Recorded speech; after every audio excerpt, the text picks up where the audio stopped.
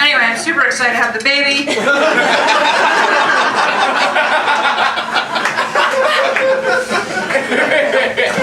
I'm from Portland, Oregon. We're granola hippies over there, so I'm having a home birth. It freaks you guys out. It's so funny. You say that shit in Portland, people are like, oh my god, I'm a doula, can I be your doula? You know, but like you tell people here and they all look at you like you're gonna have like a witch coven around you, eating tree bark and shit. It was amazing. My last birth was a home birth. It's my third kid. Third girl. So my first birth was in the hospital, normal, whatever, and then the last one was a home birth and in Portland, and it was the most empowering, amazing experience of my life. The basic premise, for those of you that aren't familiar with it, is that you need to have the freedom to walk around and to move around because the baby has to twist in order to come out, and that's hard for it to do when you're on your back. And so you need to be able to move your hips like this.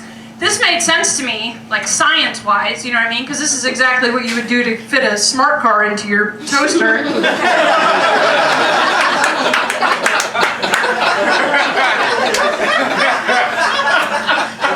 I was like, yeah, I gotta be able to do this. So baby came, all my kids come late, so baby came 42 weeks, my water broke, I called the midwives, and 2 midwives and a doula, and they get there. We set up the birth tub. I'm eating. You get to eat when you have your baby at home. And that part was neat, you know, except for that I was eating granola and grapes, and I wish, metaphor, but I wish I had picked something a little less like shrapnel, because I threw it all up. Oh my God. So they come in, they have the tub, which is I was broke, so it was a fucking kiddie pool. And then just like pouring scalding hot water on my back through the whole thing, but so I get the tub and I get the midwife and the doula right here, and then the other midwife, and I don't know if they teach this in midwifery school, but it's genius. She just sat in the corner and fucking knitted.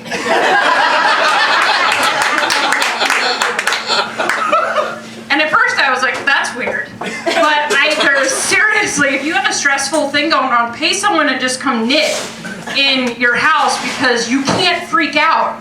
It's physically impossible to freak out if someone's knitting in the room. People don't knit during tornadoes, you know what I mean? It's just like, so every time I would be like, all right, I'm gonna freak out. And I would be like, oh, this bitch is still knitting, I can't freak out.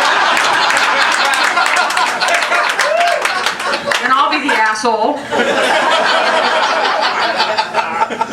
And it's amazing when you're surrounded by people in the nice light and the people that you know and you're familiar. It's amazing, like no pain. Got through all of active labor, no pain, and then transition kicked in, and then I just start vomiting. I'm just throwing up everywhere, and they have this tiny pan. I don't know what passive vomiter they've dealt with in the past, but this was not, they're just trying to like catch it, and everyone, my whole support team looks like they're front row at a Gallagher show. And then I'm kind of starting to unravel a little bit, you know what I mean? Because it's really hard when you're throwing up to keep your shit together. And so then I'm like, the baby's not coming out. And then, okay, so I have these giant beast children. I give 10 pound, 2 ounces was my first. 10 pound, 4 ounces was my second. These are girls. Thank God this one's a girl because I need a hip replacement. Boy.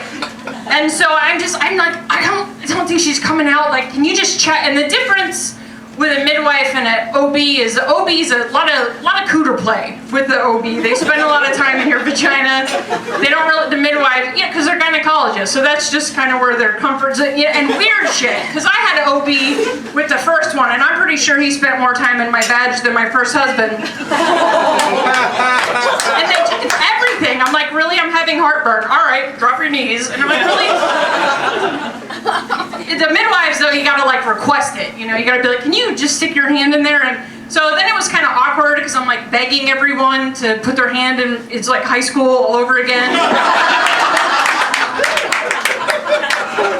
So finally the doula's like, oh, fuck it, I'm wearing short sleeves. I guess it's my turn. So she reaches up there, I push, and she's like, yes, the baby's coming out. All right, please don't make me fucking do that again. And so, and I think that was my wall, like runners have a wall, like that was my wall, because then I was just like, all right, we're focused, we're getting this baby out. And so the next contraction came, and I pushed so hard that I shit in the tub. And this is another secret, ladies, for those of you that haven't had kids that no one will tell you until it's too late to turn back, but you poop in labor. And it's one of these things that's a super big deal with your first kid, and you just, like, it changes everything. You find out, like, wait, I'm gonna do what? And then all of a sudden it's like, do you want to change the invite list? Do you want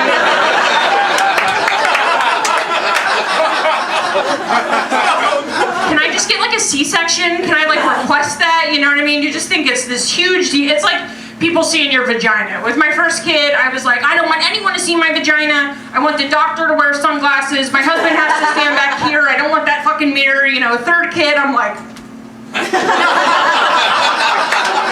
you can invite the mailman. I don't give a shit. Hand him some olive oil. He can massage my taint, make sure I don't tear.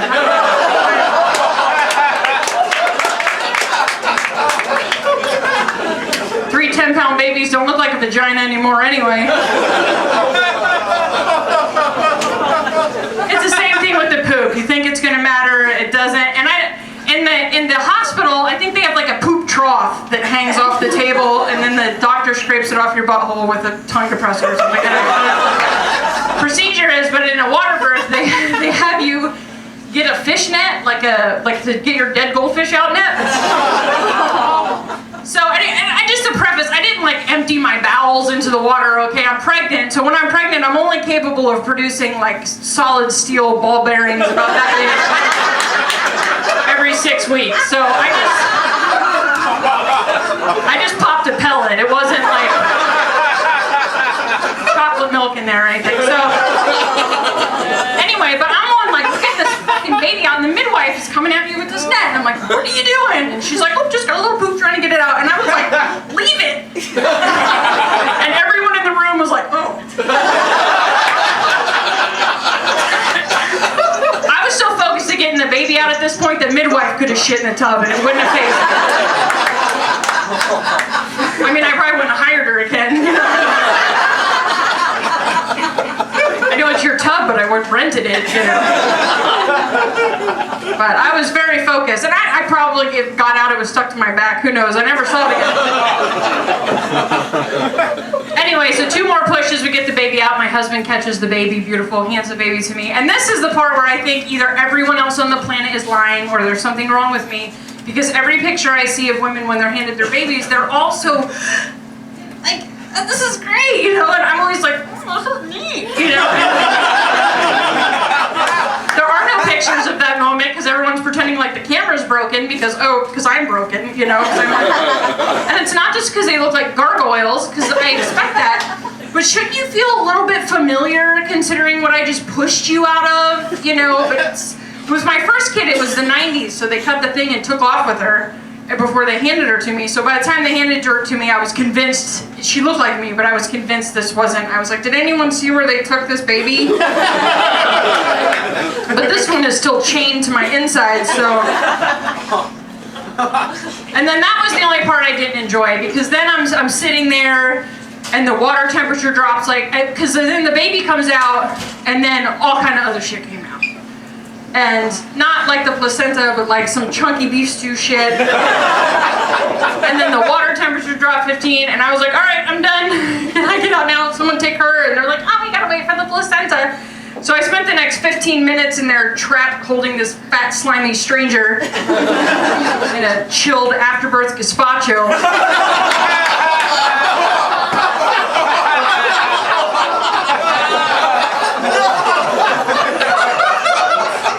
With a turd garnish.